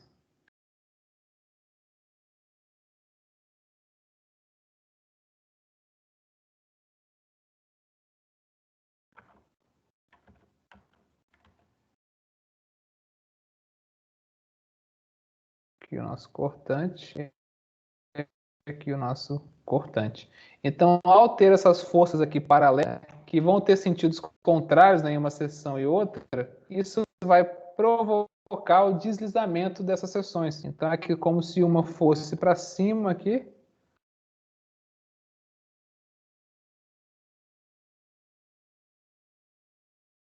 e a outra fosse para baixo.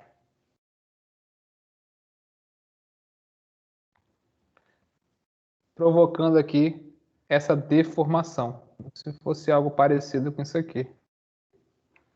Deixa eu tirar a seção daqui.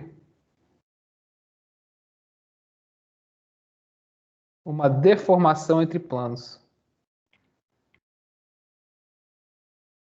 Quando a deformação acontece dessa forma, né? Ou seja, o lado esquerdo está subindo e o lado direito está descendo, tendo esse sentido de deformação, a gente fala que o cortante ele é positivo. E quando ele apresenta o sentido contrário, eu vou tentar espelhar, ver se eu consigo aproveitar isso aqui.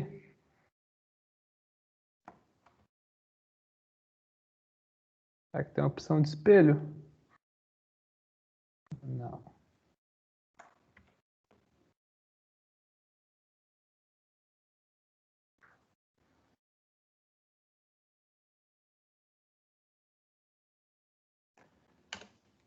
Ajudou um pouco. Só eu inverter esse V.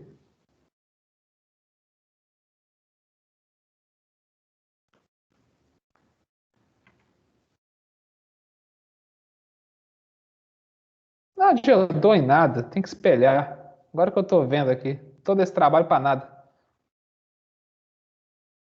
Eu estou achando que inverteu, não inverteu coisa nenhuma.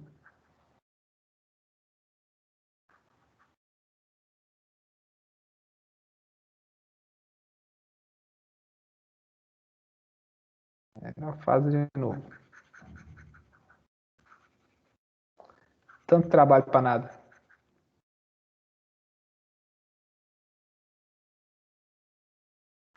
Faço a sessão novamente. Então agora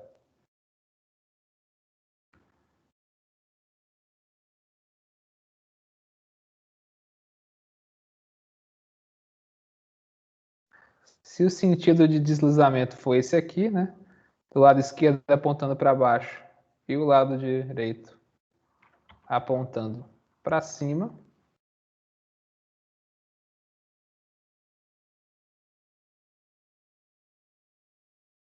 tendo esse sentido de deslizamento,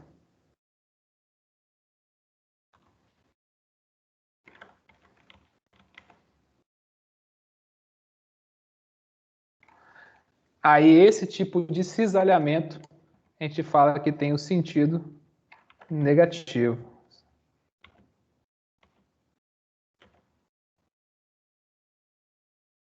Beleza? Então, o que seria esse sentido positivo e negativo no cortante? Ele não tem tanta, né, ele não é tão, o sinal aqui não é tão importante como o do esforço normal, porque no esforço normal, ele mostra se eu estou ali tentando alongar uma estrutura ou encurtar uma estrutura. Isso, dependendo do material, é muito importante de ser caracterizado. Por exemplo, uma lajota meio cerâmica, né? Ela aguenta uma compressão muito boa, mas se eu pegar e puxar ela, né, ela tem facilidade em romper. Então, isso é o sinal aqui no esforço normal, é muito importante. Já no cisalhamento, não, porque cisalhamento para um lado, cisalhamento para o outro, eu vou ter, né, a mesma resistência ali para um mesmo material. Então, esse sinal aqui vai ter mais uma importância na hora de a gente visualizar os diagramas de esforços internos, para a gente conseguir fechar ali e ver esse equilíbrio. Mas em sentido de visualização de esforço, ele não tem a importância do tamanho do sinal do esforço normal. Beleza? Outro esforço interno importante, né, mas que a gente não vai trabalhar tanto assim aqui na análise 1, né, porque isso aqui é mais para engenharia mecânica, que trabalha muito com motores e eixos ali rotativos, é o nosso momento torsor.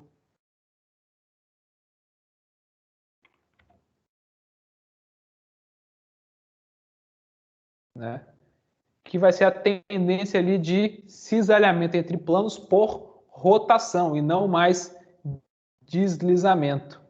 Então, vou botar aqui esforço de momento.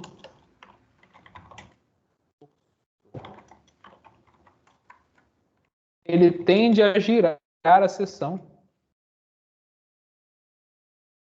em torno do eixo que passa pelo centroide.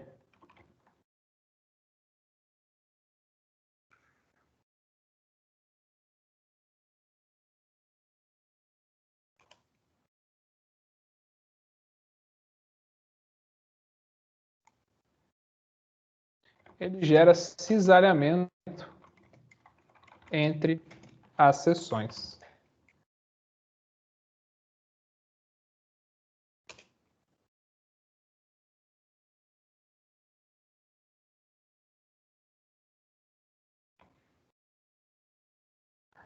Como seria a representação disso? Seria a nossa boa e velha seção. Vou até tentar copiar daqui.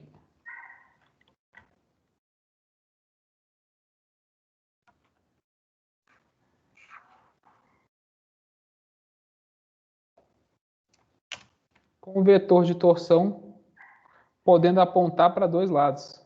Né? Aqui na cor cinza, que é a mesma que está ali na nossa representação.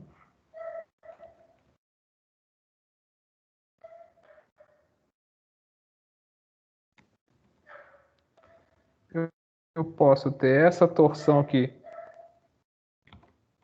com o sentido do vetor apontando para dentro, e eu posso ter o sentido do vetor também apontando para fora.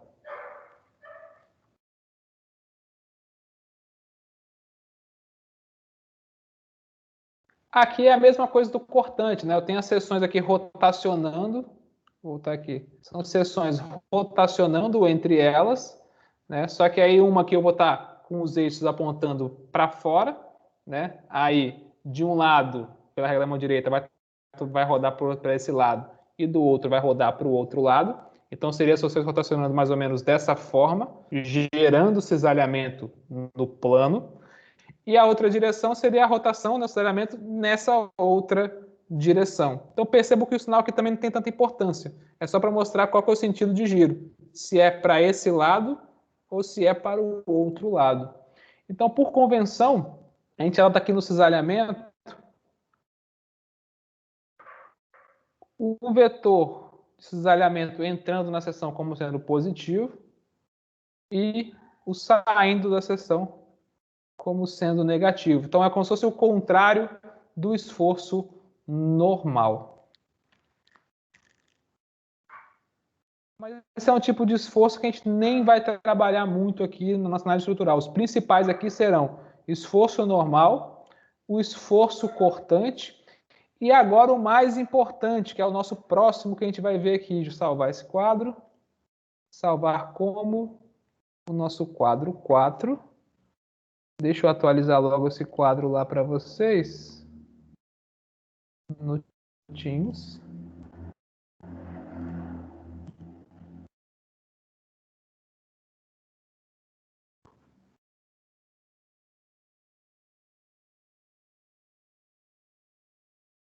Já lancei o quadro 3 lá, já está disponível.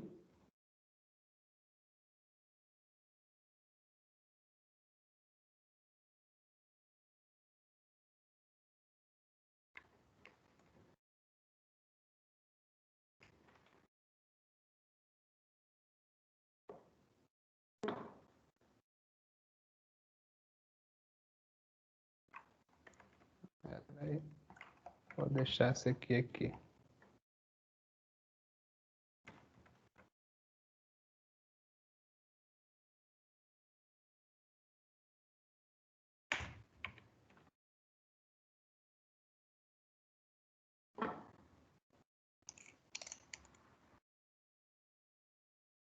Que seriam os nossos momentos, MY e o MZ.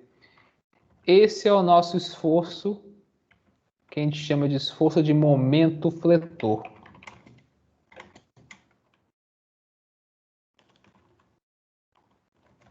Esse tende a provocar giro perpendicular ao eixo geométrico.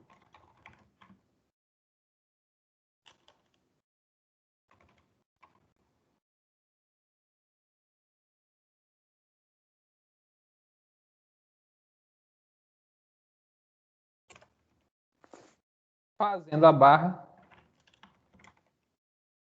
sofrer uma flexão.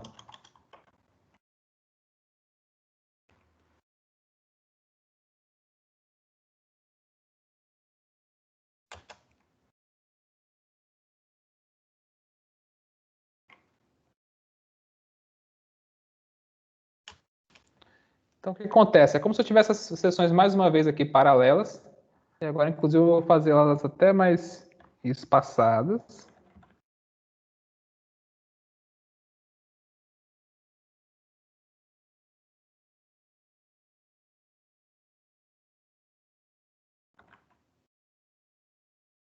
Para enxergar bem essa tendência aqui.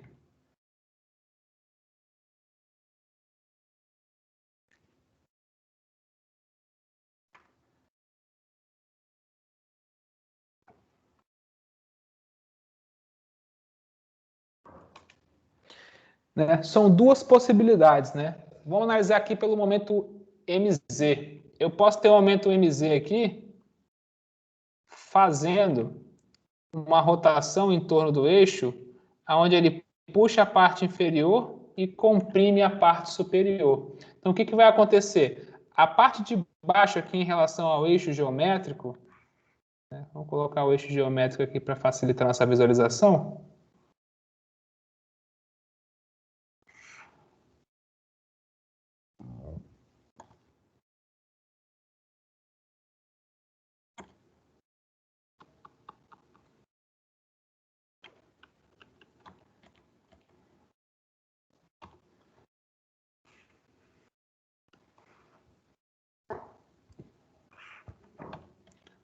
Quando eu tenho um momento nessa direção, né, rotacionando com esse sentido, do outro lado, por reação, eu vou ter uma rotação no sentido contrário.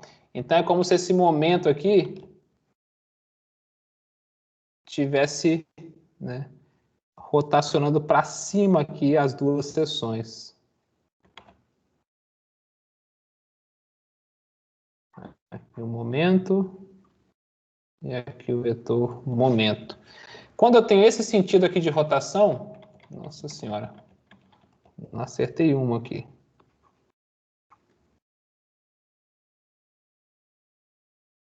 Tá, melhorou um pouco. É como se eu estivesse aqui embaixo puxando a minha seção, né, alongando, e aqui em cima comprimindo em torno do eixo geométrico que eu coloquei aqui em verde. Deixa eu botar isso em vermelho.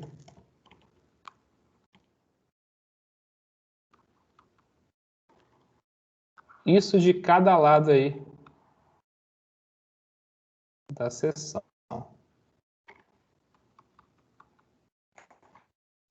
É como se minha seção sofresse essa rotação. É aquela rotação que a gente viu no plano. Inicialmente ela era aqui na vertical. Deixa eu salvar. Ela era na vertical e quando ela sofre a rotação, né, ela permanece plana, porém com uma leve inclinação. É essa inclinação aqui que gera esses esforços de tração e compressão, porque de um lado aqui eu vou ter uma seção com essa inclinação e do outro na outra direção. Quando eu tenho esse afastamento dos planos, eu gero ali um alongamento na parte inferior e um encurtamento na parte superior. Então, essa rotação aqui, a gente dá o nome de momento fletor. Deixa eu botar aqui o ΔX. E aqui se alongou. Esse aqui é o nosso momento fletor positivo, né? É o sentido positivo de momento. Então, quando embaixo eu estou ali alongando, eu estou, né, afastando os planos, e aqui na parte superior eu estou aproximando os planos, esse é o sentido de rotação do momento fletor positivo. Então, vou botar aqui o nosso alinhamento do centro de gravidade. E eu posso ter um momento também atuando no sentido contrário.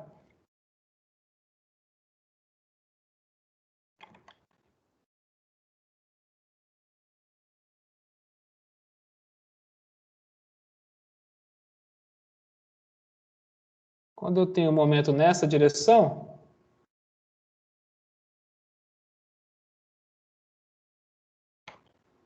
é como se eu tivesse aqui em cima um alongamento aqui agora e embaixo um encurtamento.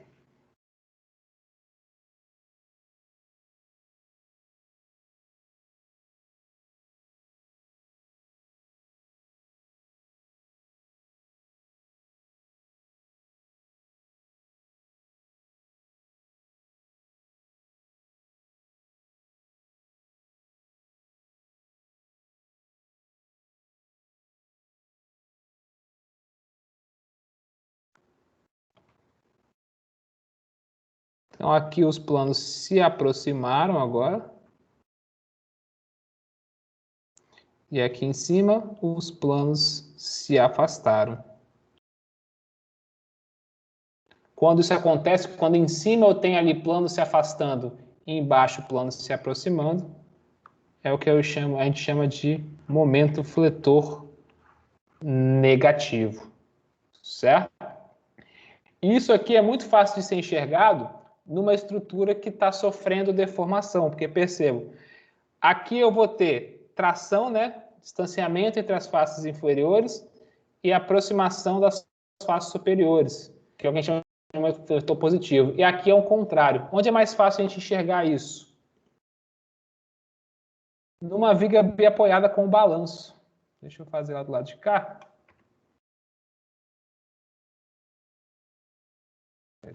Visíveis.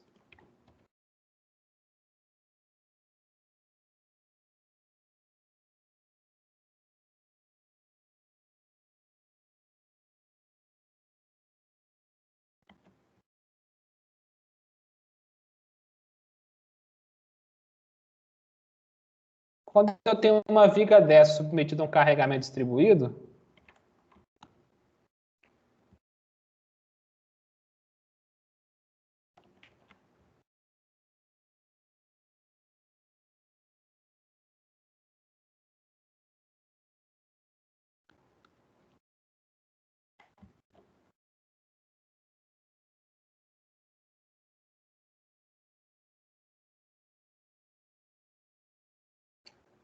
o que vai acontecer com essa deformação?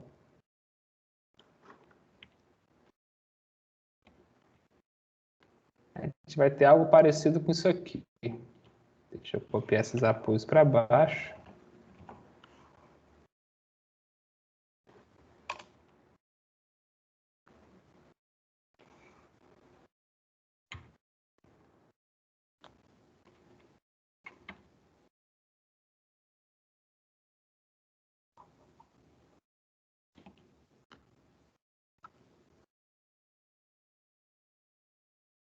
Né? Aonde a viga consegue descer, ela desce. Aonde tem apoio, ela não vai descer. Então, ó, esse ponto aqui desce e esse ponto aqui também.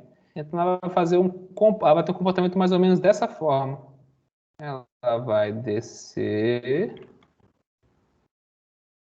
né, numa escala grande, vai subir.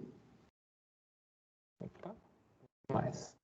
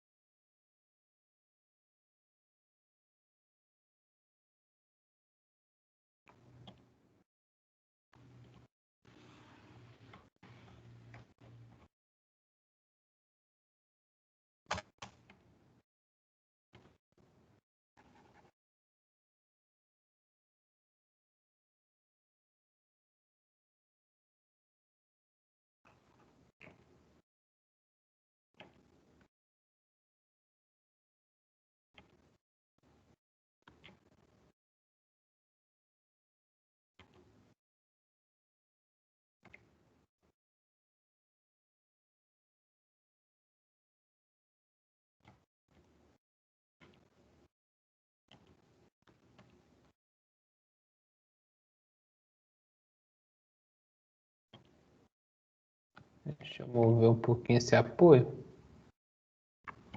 para ficar mais real.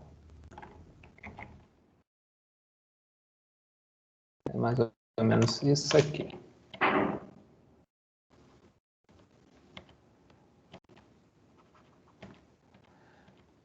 Aí.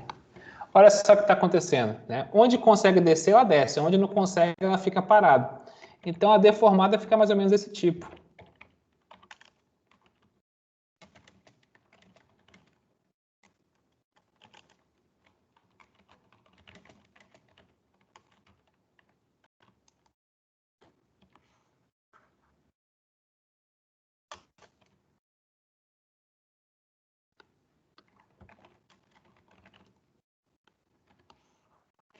O que a gente consegue reparar? Que aqui nesse meio do vão, ó, eu tenho um alongamento na parte inferior e um encurtamento na parte superior. Então, a gente vai ter uma tendência de abertura de fissura aqui embaixo. E aqui em cima, eu vou ter uma tendência de esmagamento, uma compressão.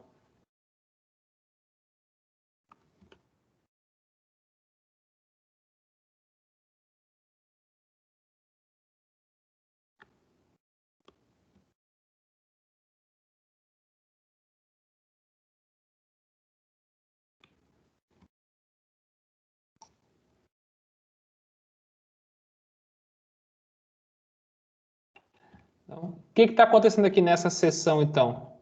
Nessa seção aqui,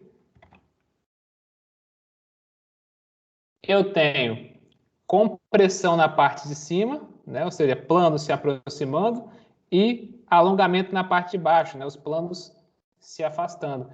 Então, nessa seção aqui, eu tenho um momento fletor positivo. E nessa seção aqui, ó, quando eu tenho em cima do apoio, percebam, o alongamento mudou de lado, agora ele está em cima.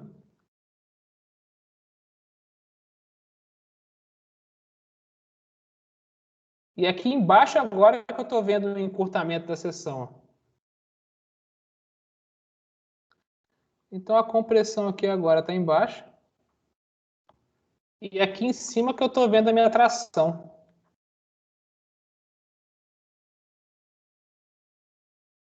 O que isso significa, então?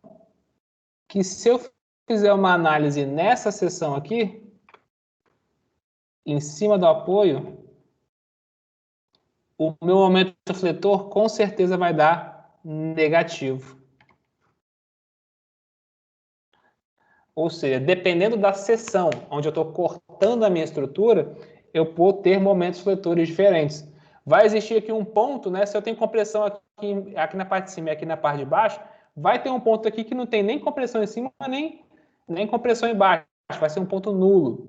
Nesse ponto eu vou ter um momento fletor igual a zero. Então o momento ele varia ao longo de todos os pontos da minha seção. Se eu olhar aqui a extremidade também, ó, a minha face ela rotacionou. Então, como ela rotaciona, ela está livre. Então, eu não vejo nenhuma fissura de tração nem compressão aqui na extremidade. Então, o aumento de fletor aqui também vai ser zero.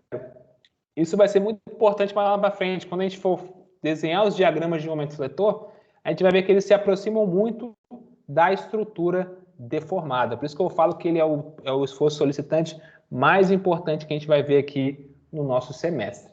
Beleza? Todos os outros também são importantes, mas esse aqui é o que a gente mais tem que, vamos dizer assim, não caprichar, né, na análise que vai ser feita nele. Beleza? Bom, pessoal, logicamente que esses esforços aqui são os esforços que para estruturas que estão trabalhando em 3 dimensões. Né? Deixa eu salvar esse quadro. Cadê meu mouse? Salvar como agora? O quadro 5. Só que eu posso, só que nas estruturas que a gente vai trabalhar aqui, a gente vai trabalhar em estruturas no plano, só no eixo XY. Então, os esforços internos que trabalhar ali ao longo do eixo Z, a gente não vai trabalhar. Então, de todos os esforços que a gente viu aqui, quais são os esforços que se resumem ao plano XY, né? Que são os elementos lineares que a gente está trabalhando, né? A gente pega as dimensões B e H e reduz uma barra, então eu só tenho XY na nossa análise. Em 3 dimensões, a gente tem esse daqui. Eu acho que ainda a gente pode usar quadro 4. Aqui é a torção.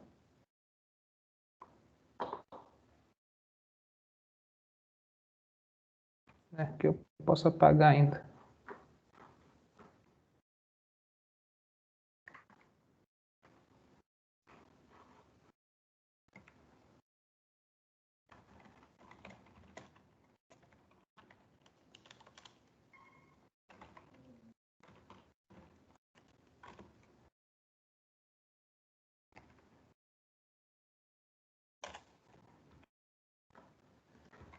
Em 3 dimensões, a gente viu os esforços que estão aqui, né? Então, eu vou repetir eles aqui embaixo. São esses 6 esforços aqui que a gente explicou ali um a um, né? Momento MZ e MY a gente pode igualar eles, que eles têm o mesmo comportamento, assim como os cortantes também, Y e Z. Então, na verdade, são quatro tipos de esforços diferentes: normal, torsor, cortante e momento fletor. Fazendo uma análise de dimensões, quais são os esforços que a gente não vai precisar analisar aqui?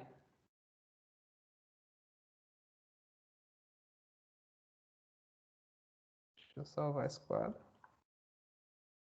Agora sim, quadro 5. Meu Deus.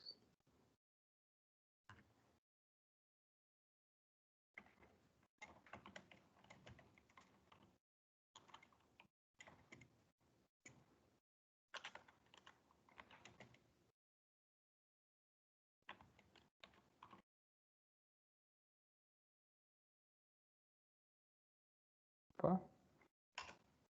Deixa eu corrigir para 2 dimensões.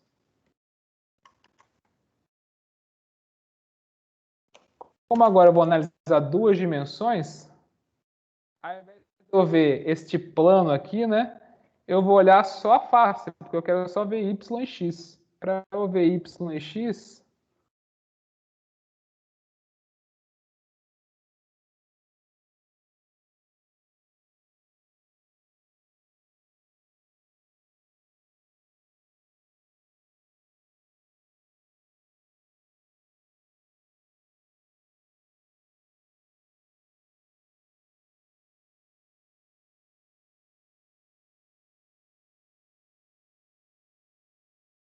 aqui é x e aqui é y, eu não vejo mais a placa, né? O eixo z está entrando aqui na folha.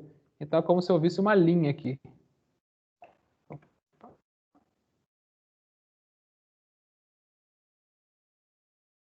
Essa é a nossa seção.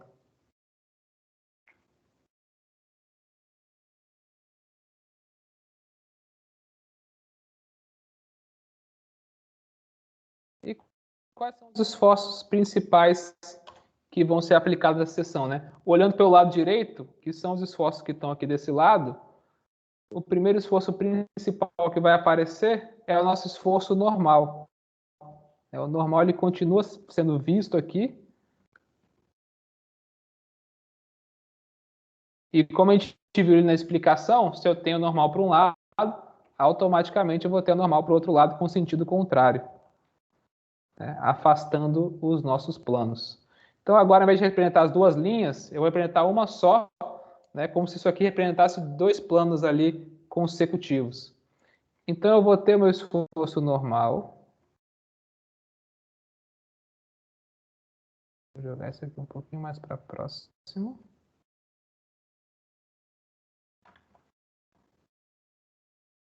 O outro esforço que eu vou ter, eu posso ter torção. A gente não vai trabalhar com torção aqui no nosso semestre, mas ele pode acontecer no elemento aqui linear, né, porque eu posso ter essa estrutura aqui torcendo, mas muito difícil de acontecer. Mas vamos deixar aqui, né, porque ele aparece numa estrutura de duas dimensões.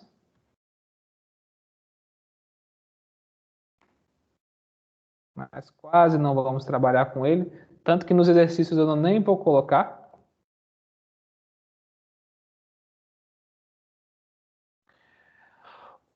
Outro esforço que a gente pode ter é o cortante VY, né? Se eu olhar aqui na seção, eu consigo ver esse VY. Eu vou colocar aqui o sentido positivo. A gente viu que o positivo ali anteriormente no quadro é quando o lado esquerdo, né, aponta para cima e o lado direito aponta para baixo. Então esse é o sentido do cortante positivo, certo? E eu posso ter também o nosso momento fletor, né? O VZ não vai ter porque vai estar entrando no plano e não consigo enxergar. MY não vai existir, porque seria aqui um momento rotacionando o plano em torno, né, desse eixo Y, que seria ali entrando para o lado de dentro da nossa tela e saindo da nossa tela. Como é uma estrutura de duas dimensões, eu não consigo ver essa rotação no terceiro plano. Então, MY aqui não vai existir. Mas o MZ vai, por quê? O MZ é uma rotação em torno do eixo Z que está entrando, então eu consigo chegar a esse plano aqui rotacionando. Então o MZ ele vai existir. Vou até colocar ele em outra cor. É o nosso MZ. De um lado, nosso momento MZ do outro. Perceba que eu já coloquei tudo no sentido positivo, certo? E eu não estou colocando aqui nem MZ, nem cortante VY, por quê? Como em duas dimensões eles são os únicos esforços que podem acontecer, né? Eu não preciso de diferenciar se é Z ou se é Y. É o momento fletor das duas dimensões. Eu coloquei aqui todas as convenções de sentido positivo. Então, se eu olhar uma seção pelo lado direito, se eu pegar essa seção aqui e olhar pelo lado direito, eu vou ver esses esforços aqui que estão desse lado. Vou até colocar aqui, esse é o lado direito.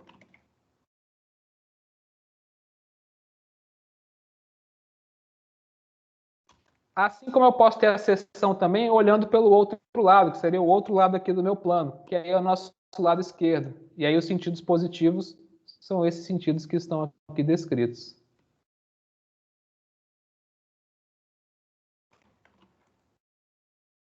Então, dependendo do lado também que eu estou olhando da minha seção, fiz a seção. Se eu for olhar o lado de cá, eu vou ter esses sentidos aqui de convenção positiva. Se eu olhar o outro lado, eu vou ter esses sentidos, né?